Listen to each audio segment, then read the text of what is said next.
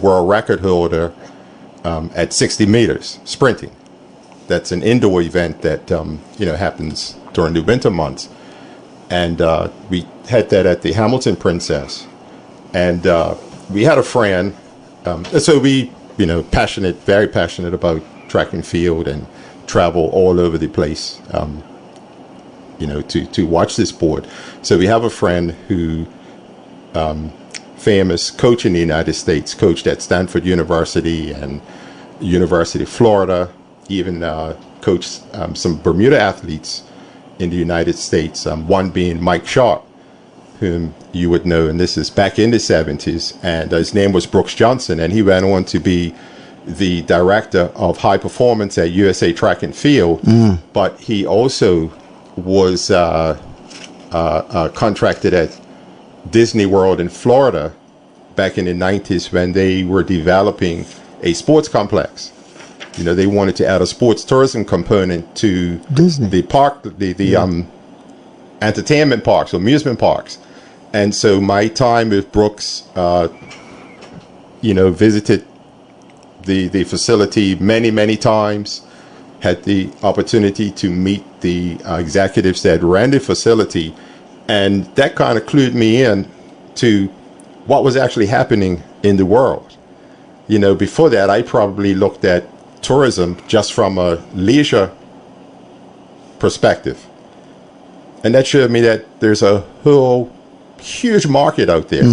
And in today's world, the United Nations, or UN Tourism it's called, they forecast that sports tourism over the next 10 years is going to be the fastest growing market or segment in the tourism market. And it's like, wait, well, there's opportunity there. Yes. And they have a 240-acre facility and more than one event going on every week of the year. And so, I'm looking around and I see, inside you have gymnastics going on while softball's going on outside. Yes. And over here, something else is going on. Yeah. And that got me to thinking, okay, they're fitting people into these, spaces, right? That's thinking strategically and not just in one linear direction. Right. Right. I thought, okay, well, maybe we could do those things in Bermuda. And one day, this was back in 2000, excuse me, Brooks called me and said, Anthony, I have somebody who would like to bring 1,000 walkers to Bermuda. I said, great. So we had what we called the Great Bermuda Walking Marathon for a group of people. We did it for 3 years. So at that time, talking to people around Bermuda about this group and the interest, the question was, why would people want to come to Bermuda to walk? And my thought is, why would you even care? Yeah. We just need to say yes and do the things that we need to do for this group. Yes. Because they wanted to come in November. Meet the needs of the customer. Absolutely. And the thing is that, and this is where the opportunity came, they wanted to go to a famous, well-known event. And that event did not want walkers, because walkers take a little longer. They require, some additional resources. They already had 30,000 people. Like, do we need 1,000 walkers to stretch our day out? No, thank you. And that's where that event was born. So it just happened that it took us, we initially wanted to do it in the year 2000. We had to convince people that, yes, people will come to walk. So we put it off to 2001, November of 2001. And if you remember, in September, they had the attack on the World Trade Center in the United States. We still had almost 400 walkers come here 8 weeks after the attack on the World Trade Center. Wow. When people were not traveling. No, yeah. And so we had, as I said, it was a group, and these were people who were passionate about the goal that was set. It was the Leukemia Lymphomas Team in Training. Right. very passionate about raising money and awareness and etc. for that group. And, they said, we're coming anyway. The third year, we were over 1,000 walkers. Amazing. And so, just as you said, meeting the needs of the customer. And so that really got me into, man, there's like a whole world out there. And Bermuda, you go to larger jurisdictions, you may get a touch of the water, and you're not going to walk along a coastline. Mm-hmm. You go to Monterey, for instance, you might get a 17 mile stretch, but then you start going inland, and it's a different vibe. In Bermuda, you can go from South Shore to Harrington Sound. You can go Devil's Hole. You can cut back over around by Spittle Pond and the like, and you're seeing all the time you're seeing the ocean from different vista angles, looking north, south, and west and east as well. And just imagine that the biggest concentration of the U.S. population, for example, is an hour and a half, 2 hours from here. Mm-hmm. So we're actually closer than Florida. Yes. To the northeast. And that's how Greg Hill, how we got the Greg Hill event. Mm-hmm. I was at a function in Boston talking, and I said, look, this year golf tournament's going to Nashville, Tennessee. And he was like, hey, yeah. I said, well, do you realize that Bermuda's actually closer? And he said, I didn't know that. I said, well, why are you looking way over there when we're right here? We've got to get in the face of those people who may not be necessarily aware. Mm-hmm. I'm intrigued. I'm hoping that you can share a little bit with us about the event that's happening on March 7th. Yes. But before we go there, we're coming up on the bottom of the hour already, and I have an announcement that I have to share. So I will introduce this announcement, and then we'll come back and we'll speak more with Anthony Rayner. I hope you're enjoying listening. 297-1027 is the number to dial. But in the meantime, I have an announcement here from D.H. Augustus and Son Funeral Home. It's a death notice that will be appearing in the newspaper, but Augustus Funeral Home regrets to announce the death of Mr. Irvin Grant, loving husband of Deborah Grant, father to Deanne Pearman Craig, Dean Grant Abigail, Evan Grant, son of the late James and Ethelyn Grant, brother of Basil Grant Leela, Lauren Grant, Jennifer Fibula Franklin, Pernell Grant, Dominic Grant Quinita, Lauren Shani, and the late Alton Jim Grant Joanne, Kenneth Louise Wilmont, Rosalind Hodge, Aileen Mills, in his 86th year of Pearman's Hill, Warwick. Visitation will be held at Augustus Funeral Home on Friday, February the 27th, 2026, from 6:30 p.m. until 8 p.m. A memorial service will be held at the Barclay Institute on Saturday, February 28th, 2026 at 3 p.m. And that's a funeral announcement presented by D.H. Augustus and Son Funeral Home in Hamilton, Bermuda. 297-1027 is the number to dial, and you're here on Magic 102.7 FM, where we play the hits of today and yesterday. I'm Kim Swan, your Wednesday morning host. And as you know, I often herald sports tourism. Event tourism really is a better frame, because it encapsulates not only sport but all types of events, and it's not limited just to competitive events. Leisure events around sports are important. In addition, culture gets thrown in there as well, because if you recognize that sport has a cultural experience. I have in studio with me Mr. Anthony Reyna, who just sharing, and he's been very well involved in sports tourism for decades now in Bermuda. And most recently, the Greg Hill team, that the radio host that raises money for charity in the Boston area that meets the needs of serious disasters of families in America, have been to Bermuda in 2024 and 25, and they're looking to come back again. Race Week he was involved in. Just shared with us, Anthony shared with us how he, very charitable-minded persons, got involved in a race in Devil's Hole to assist the awareness of Summer Haven and help them raise some money as well. And within 2 years is now seeing how he can incorporate visitors coming to Bermuda to enjoy that same experience.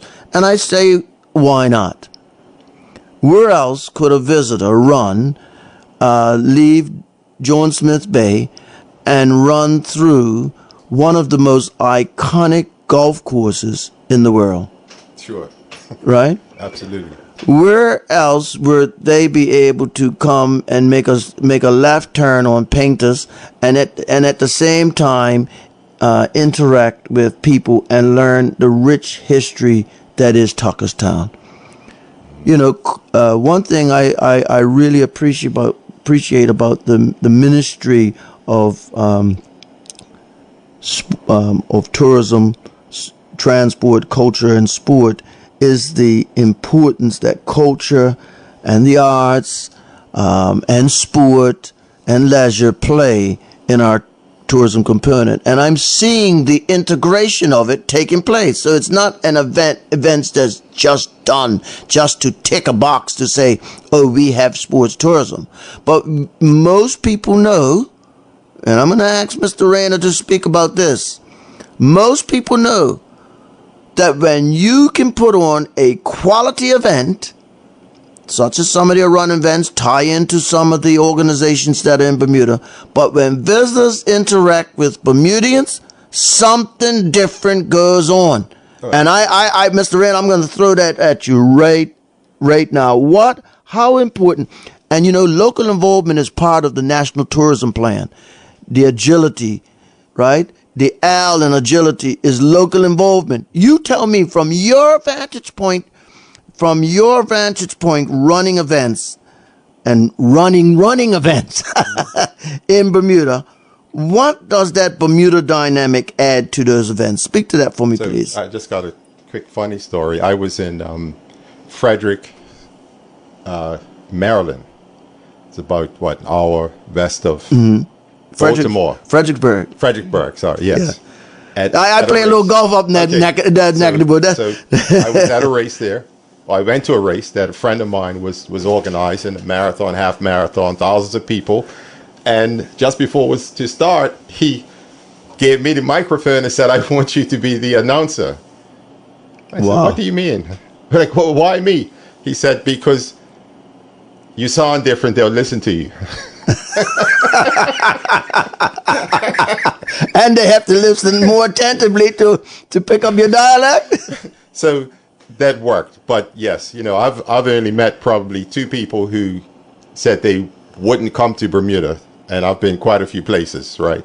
And that all had to do with the Bermuda Triangle. Everybody wants to come to Bermuda. Right. Yes. And I mean, when I travel, I like to meet local people, and it's nice to go to the tourist attractions.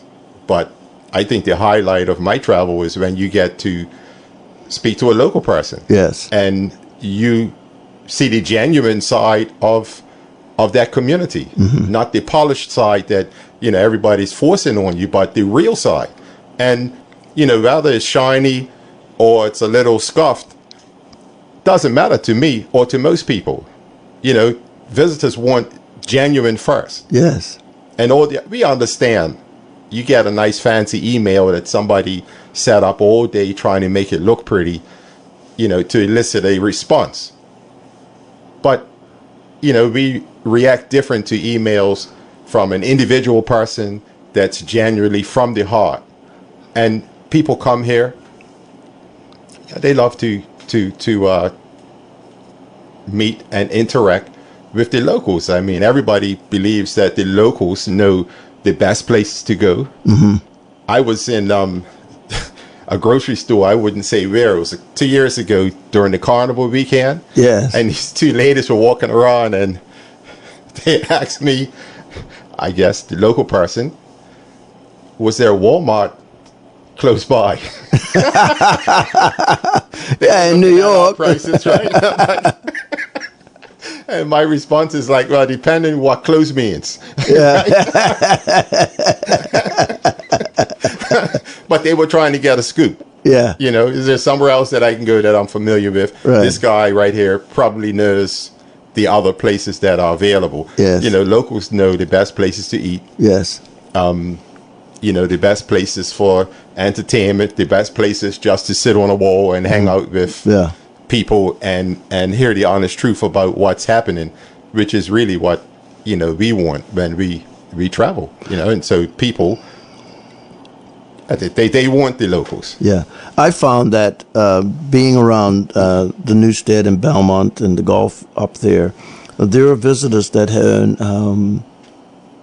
10, 12 weeks in Bermuda. They come at different times. They break it up and come quarterly. They come for 2 or 3 weeks and at different times. And some of them will make sure that they let certain Bermudians know they like to play cards. Yes. So they have I have a friend who drives bus, and when these folks are on the island, she makes sure that her schedule coordinates and she plays. She's a good golfer out of St. George's, and she'll be there with another well-known St. Georgian who likes to play cards and golf too. Yeah. And they get around with Bermudians. And you know what? There are other visitors that do exactly the same thing. They have their friends. And when I had to think about it, I says, I did that as well. Mm-hmm. With folks that came to Bermuda from different places. And everybody has their special taste. Yes. And what you said is the authenticity that someone brings, that they meet and they fellowship with, means a lot to that person. It's trust too. Oh yeah.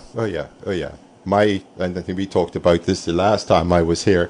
My grandfather was a doorman at Castle Harbor Hotel, and Big Daddy. Yes, and my gosh, the most iconic. Yeah, so he took his job home with him pretty much. Yeah, and I would see him. My childhood memories of him are on the little laybys above Long Bay in Warwick and Horseshoe Bay. Yeah, talking to tourists, doing card tricks. They're laughing while I'm driving by with my parents in the car, and so he never stopped. And I learned, I think, from a young age, the significance of visitors to the island, and what that means to me. Mm-hmm. And at that time, when I was a kid, tourism was a bigger contributor to, revenue. The GDP, the GDP, than it is now. But it helped me to understand the significance of it.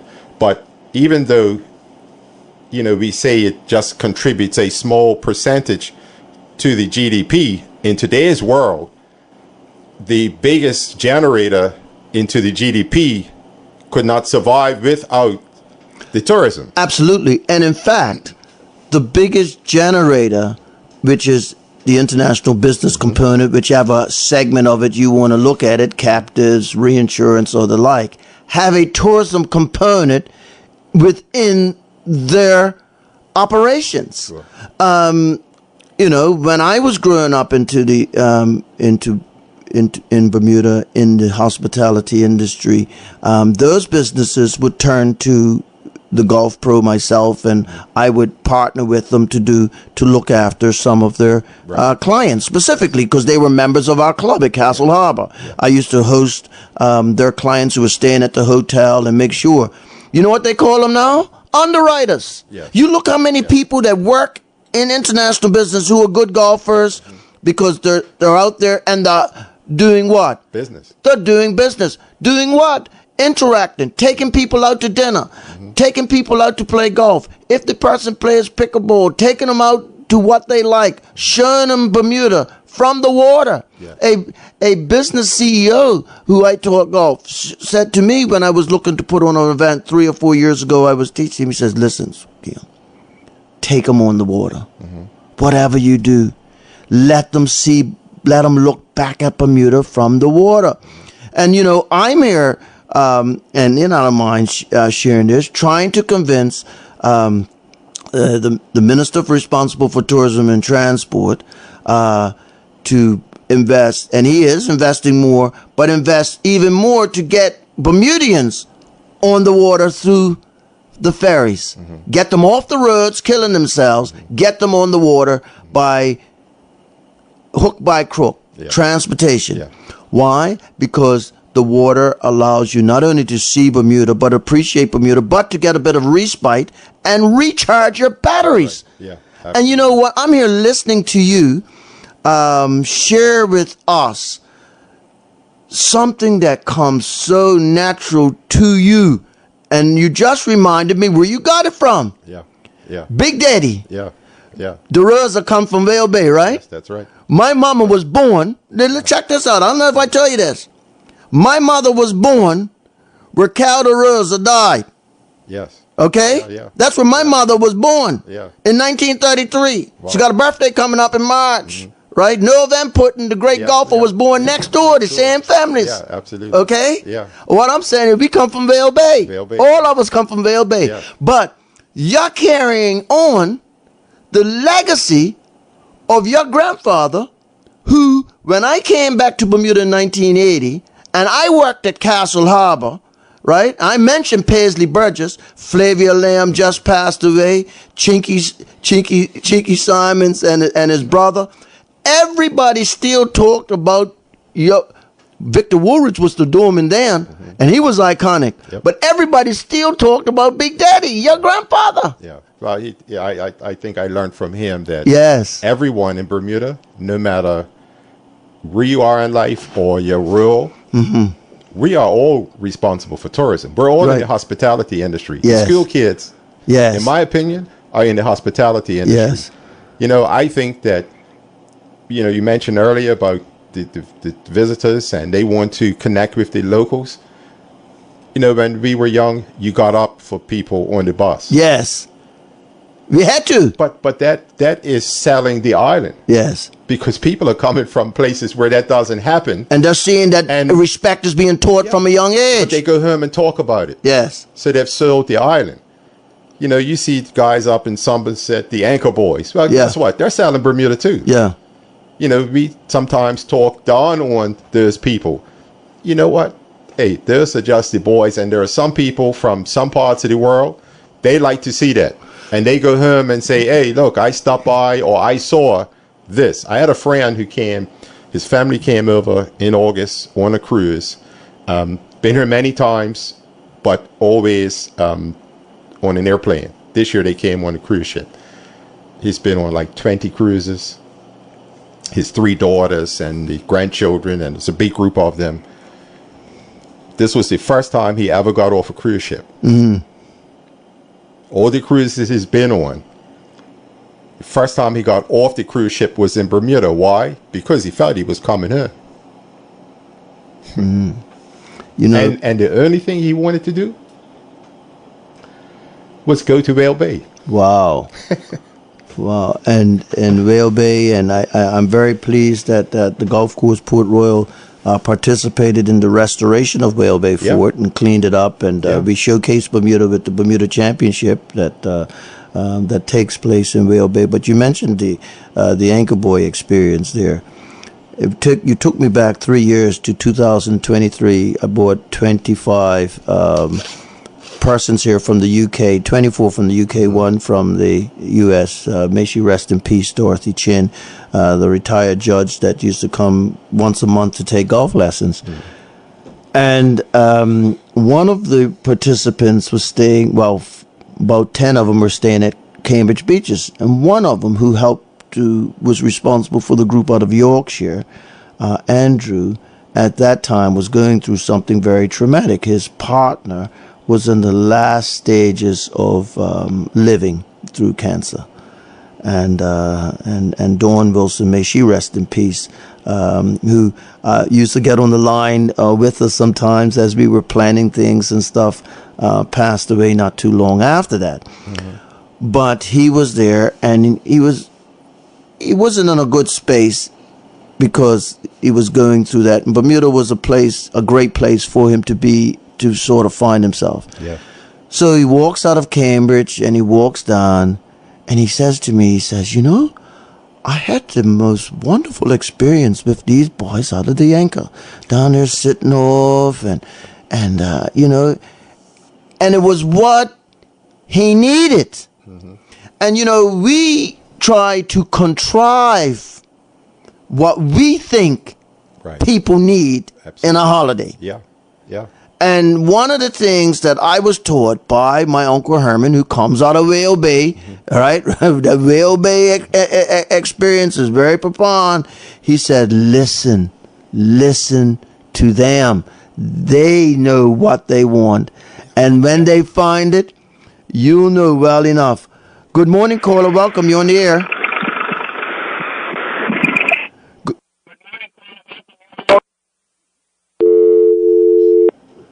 297-1027 is the number to dial. If you're calling from overseas, it's 1-888-257-9086. But the point I'm making, and the point that you've made so eloquently today, is that it's important to listen to the people that you want to bring to Bermuda.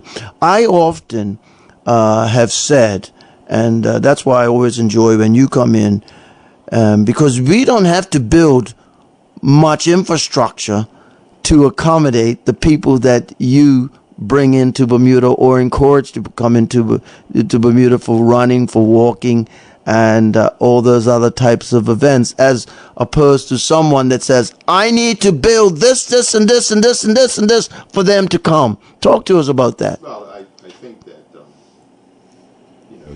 that, for what most of us do, we can find, venues, and sometimes it takes thinking out the box, being a bit creative. There is another market, but we have to, look at like space. So to develop something, where is the space? Mm-hmm. And how do you get use of that space, and then who are you actually selling this to? Mm-hmm. Once you've built it. And so, we've been taking the approach that probably because we're forced to. I mean, I can't build a fancy arena, so let's just look at what we just said, the needs of the customer, mm-hmm. and can we actually provide for those needs? You tell me. Some of what we do is, I think we have to be, have this a la carte approach, mm-hmm. and that allows for the fluidity, for it to be fluid. It's not A, B, and C. Mm-hmm. It could be. Right. You tell me which parts that you want. Yeah. And let us, fill in the other parts. Yes. There are some challenges, and look, sports tourism, or sports in particular, I should say, is huge in North America, in Europe. We look at things like the Champions League on television every weekend, football, or midweek, I should say, and the league games on the weekends, and then there's cricket from India, and things going on all over the world. But what can we do on a scale that works here. And, you know, it may not be Manchester United playing Liverpool, you know, because they have certain revenue requirements of money they need to generate from the game to play wages. Right. But then is there opportunities at another level. Yeah. You know, so for a few years, so we actually bought Santos from Brazil to Bermuda. Because Santos was in Bermuda, the New England Revolution called and said, Wow. we heard Santos was in Bermuda, we want to come for preseason. So Santos created, you know, created the validity, made it valid. Didn't Pelé Like, we come can out of go there. Santos? In Brazil. Yeah. Yeah, Pelé. Pelé came out of Santos. Team he played for. The greatest football ever. Yeah, yeah, but that just led to something else. Now, are we going to get an MLS game during the season? Probably not.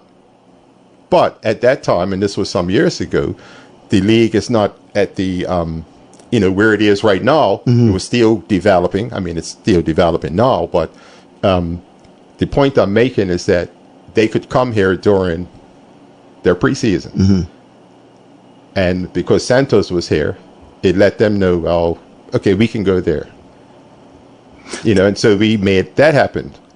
The connections, Anthony, that you have, I marvel at and I respect greatly.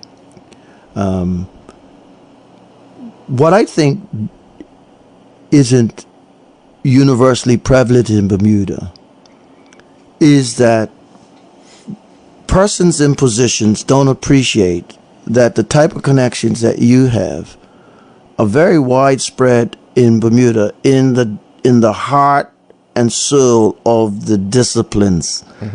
You can recognize it. Absolutely. You can walk into a equestrian federation and say, they got something going on.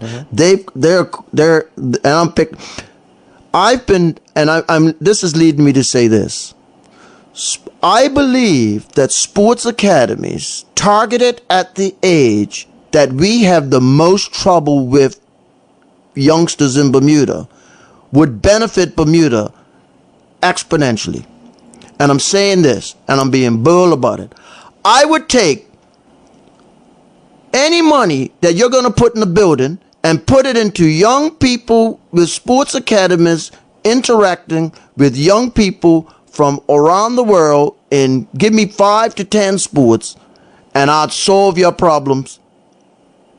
I'd solve your youth problems. I absolutely agree. And I have I'm saying conversations- I'm saying it today. So if you think you got problems in education, if you think you got problems with youth, look at some of the athletes who speak passionately, who've been trained by some of the greatest coaches in the entire world, who've been very successful to invest in the restoration of people. And you can do that on a pitch, on a bumpy pitch. You can produce a great baller that'll play in front of a carpet, yes? Well, I've, you know, been to the islands, and not all the fields are level. I've been to England, not all the fields are level. And they're small, and I've been to Alabama, Yeah. and some of the greatest athletes come out of the high schools, in Alabama, where I play college golf. The greatest games happen on a Friday night. Yes. Yeah. High school football games. Yeah. So I totally agree with you. I had this conversation Who a couple caller? of days ago with my cousin. You know, we're both, like, you think that sports would help, you know, and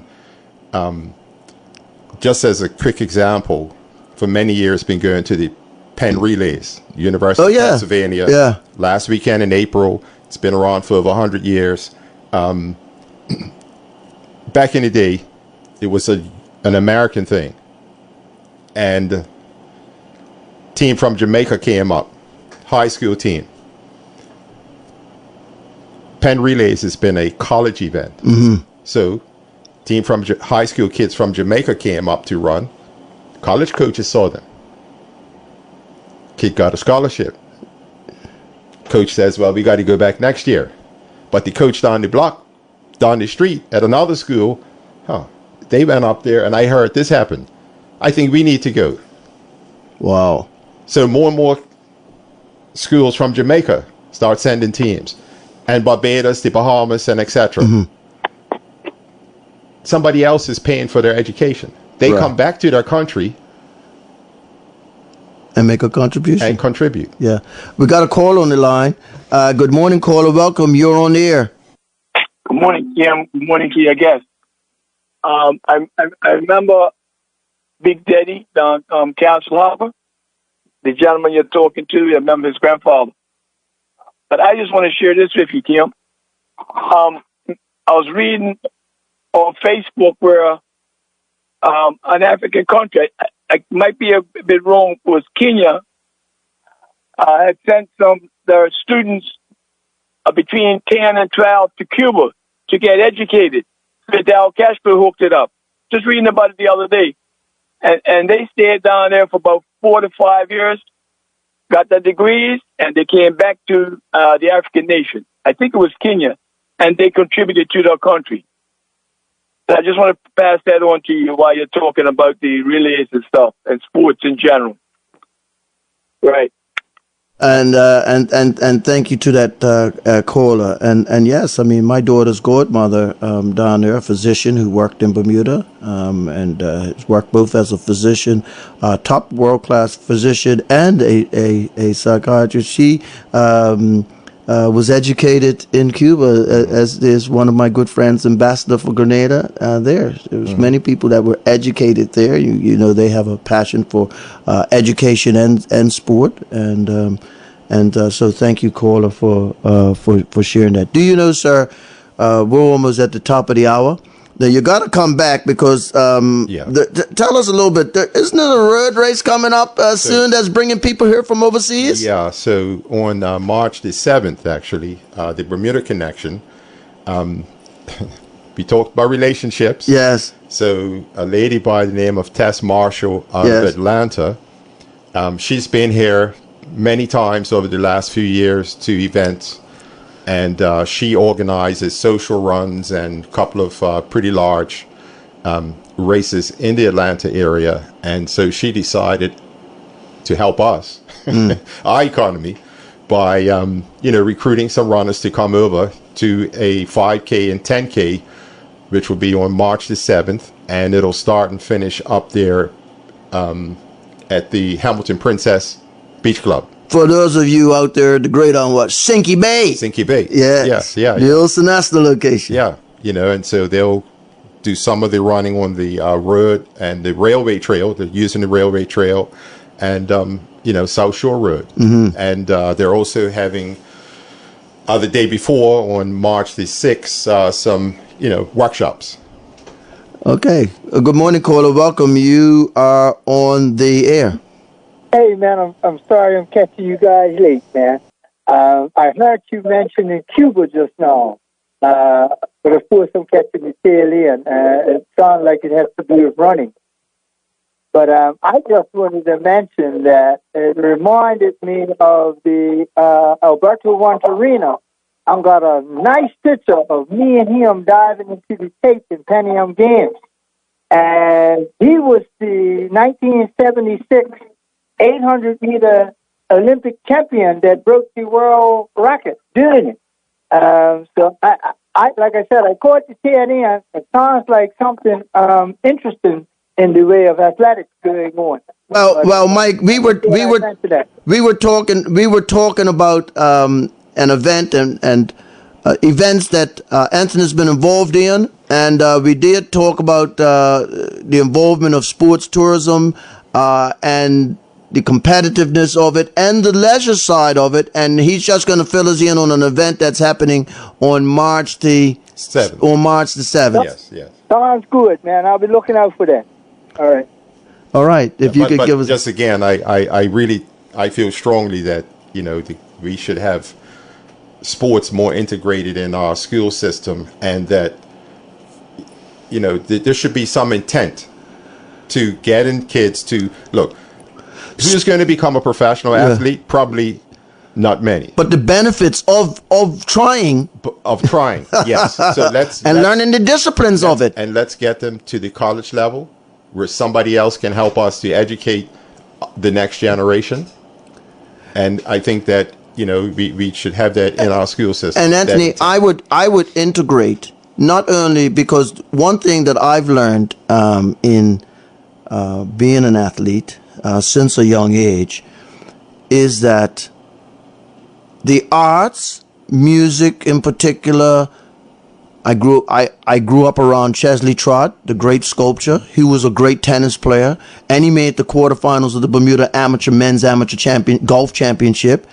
But he was a great sculptor. The discipline, we played chess together nights. The discipline of sculpturing and art is very similar to the mindset of golf. A lot of people don't appreciate that, but when you understand and peel off all the physical layers that you see and get into the mindset of doing things, music they're and very athletics are connected. They're so connected, and the arts. So expose these young children to that I go to Dalton Itaka. People say, "Why you go to that?" I said, "That's where I come from. I come from White Hill. I went to Dalton Itaka. Those children don't know Dalton Itaka. Today was 110th birthday, and I'm talking about Dalton Itaka. Why? Because when my mother was raising me by herself, my school principal Dalton Itaka said to my mother, "Send Kim on Sunday at 2:30 to my house for Sunday school."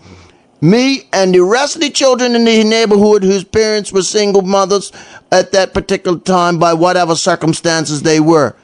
And that was the love that got poured into us. She didn't need a church building to give us good values. She did it in her. Yeah. And we didn't learn how to be great golfers. I used to hit golf balls from my yard up to my uncle's yard to practice. So you don't need and that little track reminds me of Somerset Hills and Wingfoot that I used to hit up Granaway Heights around the cows to hit balls. So that type of authenticity is what visitors love when they come to Bermuda and meet and interact with Bermudians, yeah? Sure. I'll give you the closing remarks. Well, we're 3 minutes outside the top of the hour, Andy. runsignup.com/Bermuda Connection. That'll give information on the run? The run on March the 7th. And how many visitors you expecting? About 70 coming. About 70 coming in, staying at the Princess. Staying at the Hamilton Princess. Wow. First time event.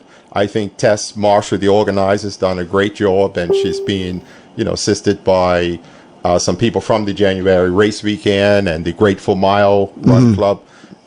So, they've been doing a good job putting this together. I look forward to year 2, 3, 4, year 30. It's what we need more of. This time of the year, runners, they're not going to complain like beachgoers. Yeah. No. So we need to accept. And runners people. Like that little bit of cool. Absolutely. You don't want to get overheated out there. Yeah. Then on the 22nd of March, the Bermuda 5K, Devil's Hurl. Run to the John Smith Bay area. I might be ready for that one. Fantastic. We want to, get people out and create some awareness for Summer Haven and see what we can do to help them, as a volunteer. If you can donate money, and you can find more information at racedayworld.com. Yeah. And again, hey, I think we should all try and, do what we can for tourism. Let's realize that all of we are tourism ambassadors. We're in the hospitality industry. We were just talking about college kids. Well, guess what? The college kids are as well, even though they may be in school in Scotland or in somewhere else. When people find out you're from Bermuda, that kind of gives a thought, and that may be the start of a process that may take a couple of years before they get here. But, we interact with people everywhere, and we should keep Bermuda in mind. Well, Mr. Anthony Reyna, it's always an honor and a pleasure to have you on. We still got to talk more about your passion and for sports, your ability to bring people here, to connect with people who want to come here. More importantly, the connections you have globally are significant, and I thank you for all that you continue to do. Hey, thank you. And that's our show, Lord willing. We'll be back here with you again next week on Tourism in Focus. I'm Kim Swan, your Wednesday morning host saying thank you and God bless. Bermuda Live on YouTube. Subscribe now.